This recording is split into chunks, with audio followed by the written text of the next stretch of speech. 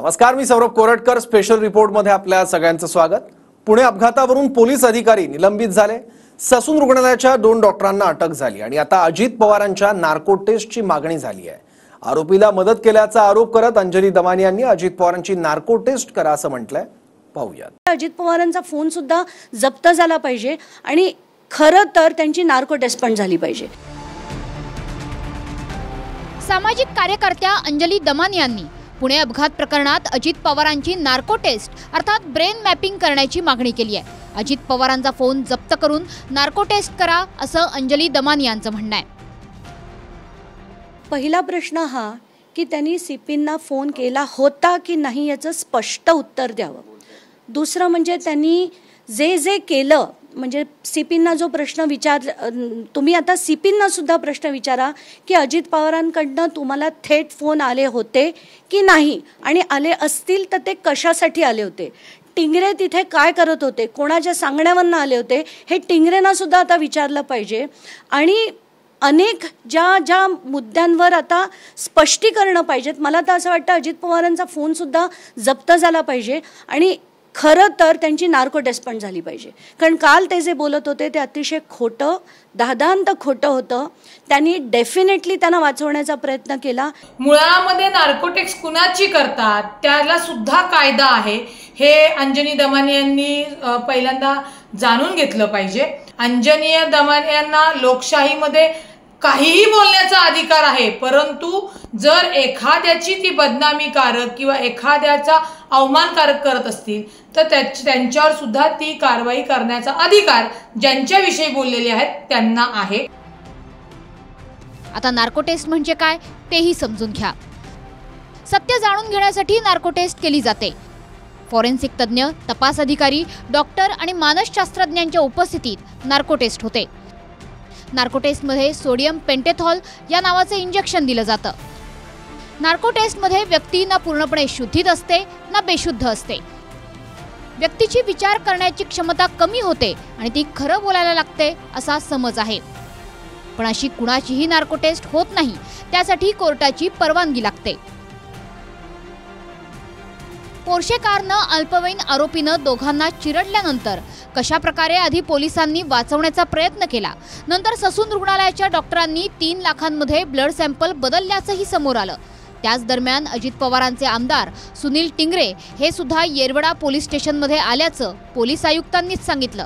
अर्थात आपण कोणालाही वाचवण्याचा प्रयत्न केला नाही असं टिंगरेंनी सांगितलं. तर आरोपीला वाचवण्याच्या षडयंत्राचे सूत्रधार अजित पवारच असल्याचा सनसनाटी आरोप अंजली दमानी यांनी केलाय. तुम्हाला असं म्हणायचं आहे की ह्या डेव्हलपरचे, या बिल्डरचे, अग्रवाल बिल्डरचे तार थेट अजितदादांपर्यंत आर्थिक संबंध असं म्हणायचं तुम्हाला? पुण्यात राहून कुठल्याही बिल्डरचे राष्ट्रवादी किंवा अजित पवारांशी संबंध नाहीत हे मी मानूच शकत नाही. ज्या पद्धतीने हे सगळं मॅन्युप्युलेट झालं ते डेफिनेटली इंडिकेट करतं की हे फार मोठं षडयंत्र होतं आणि ज्याचा मी मानते की ते सूत्रधार अजित पवार होते. आरोपीला वाचवण्यासाठी पालकमंत्री अजित पवारांनी पुण्याचे पोलीस आयुक्त अमितेश कुमारांना फोन केला असा आरोप दमानी यांचा आहे. तर माहिती मिळाल्यावर पालकमंत्री म्हणून आयुक्तांनाच फोन करणार असं अजित पवार म्हणाले. एखाद्याने माहिती दिली की अजित पवार इथं हेही घडलेलं आहे आणि तुम्ही पालकमंत्री असणाऱ्या ठिकाणी घडलेलं आहे, तर आम्हाला ती बातमी आल्यावर आम्ही शहरातलं असेल पुण्याचं तर पुणे आयुक्ताला सांगतो, पिंपरी चिंचवडचं असेल तर पिंपरी चिंचवड आयुक्ताला सांगतो, कारण तेच प्रमुख आहेत. आम्ही काय खाली शिपायाला आणि PIला आणि APIला त्यांना फोन करण्याचं काही कारण नाही. मी सांगणार तिथल्या पोलीस प्रमुखालाच आणि ग्रामीणचा असेल तर जिल्हा पोलीस प्रमुखाला. जे अजित पवार कार्यकर्त्यांवर छोटंसं काही बोलले तरी जे तापतात ते काल अजित पवार काय बॉडी लँग्वेज होती त्यांची बोलताना.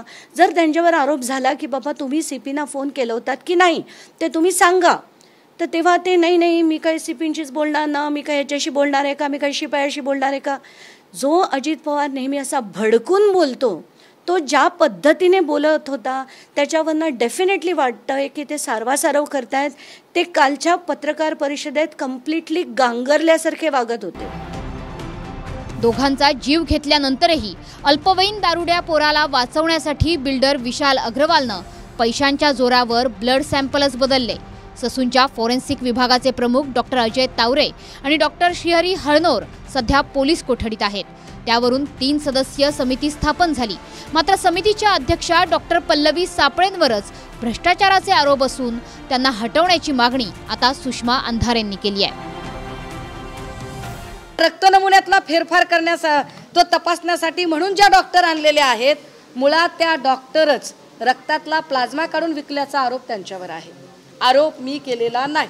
पुन्हा एकदा आरोप सरकार पक्षातल्या, ज्या सरकारने आता पल्लवी सापळे यांची नेमणूक केलेली आहे, त्याच सरकार पक्षातल्या आमदार यामिनी जाधवांनी हा आरोप केलाय. सभागृहाच्या पटलावर हा आरोप केलेला आहे. माझी नियुक्ती शासनाने केली आहे, त्यामुळे ह्याचं उत्तर द्यायची सक्षम अधिकारी शासन आहे, मी नाही. माझी नियुक्ती सरकारनं केली आहे, त्यामुळे माझ्यावरील आरोपांबद्दल सरकारलाच विचारा, असं डॉक्टर पल्लवी सापळेंचं म्हणणं आहे. तर ससून रुग्णालयात येऊन त्यांनी चौकशीला सुरुवातही केली आहे. ब्लड सॅम्पल घेण्यामागे फक्त डॉक्टर अजय तावरे आणि डॉक्टर श्रीहरी हळनोरच आहेत का? 3 लाखच घेतले की आणखी मोठा आर्थिक व्यवहार आहे? कुणाच्या सांगण्यावरून ब्लड सॅम्पल बदलले? काही पॉलिटिकल कनेक्शन आहे का? असे अनेक प्रश्न आता पुणेकर विचारतायत. कमिशनर मेडिकल एज्युकेशननी आमची 3 सदस्यीय समिती नेमली आहे. मी आहे, माझ्यासोबत डॉक्टर गजानन चव्हाण आहेत आणि संभाजीनगरहून डॉक्टर चौधरी येत आहेत.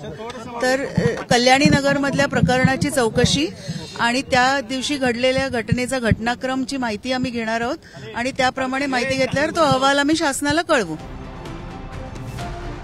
डॉक्टर अजय तावरेंच्या सांगण्यावरून डॉक्टर हळनोरनं आरोपीचे ब्लड सॅम्पल बदलल्याचं पोलिसांचं म्हणणं आहे. तर तावरेंच्या नातेवाईकांनी हे आरोप फेटाळून लावलेत. अत्यंत चुकीचं आहे. ते असं काहीही करणार नाहीत. आम्हाला पूर्ण विश्वास आहे आमच्या माणसावर. ते असं कधीही काहीही चुकीचं करणार. पुलिस ने सर्च किया आपका घर? नाही. पोलीस आले होते तपासणीसाठी, पण याच्या आधी अजय तावरेंवरती फक्त आत्ताच आरोप नाहीये, तर किडनी रॅकेटमध्ये सुद्धा त्यांच्यावरती आरोप झाले. ललित पाटीलचे जे ड्रग्ज प्रकरण झालं त्याच्यावरती सुद्धा आरोप झाले. ललित पाटीलमध्ये तर त्यांचं काहीच नव्हतं, नावच नाही. आणि किडनी रॅकेटमध्ये सिद्ध झालेलं आहे, तेव्हा की ते सगळं रुबीचं काम होतं. पण आता जे आरोप झाले त्याच्यामध्ये आता पहिली मीडियावाले काही करणार ना, काही बोलणार. मीडियावाले नाही, पोलिसांनी त्यांच्यावरती अत्याचार कारवाई केली. पोलीस म्हणतात की आमच्याकडे अगर वो बेकसूर है तो आपका कहना है कि वो बेकसूर है? 100% बेकसूर होंगे तो छोड़ देंगे. 100% बेकसूर.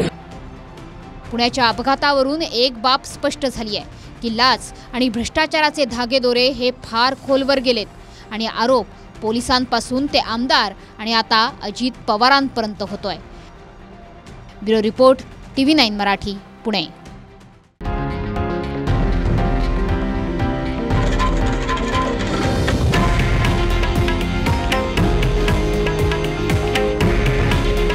हे आहे देशातील नंबर 1 न्यूज नेटवर्क आणि आपण पाहत आहात TV9 मराठी.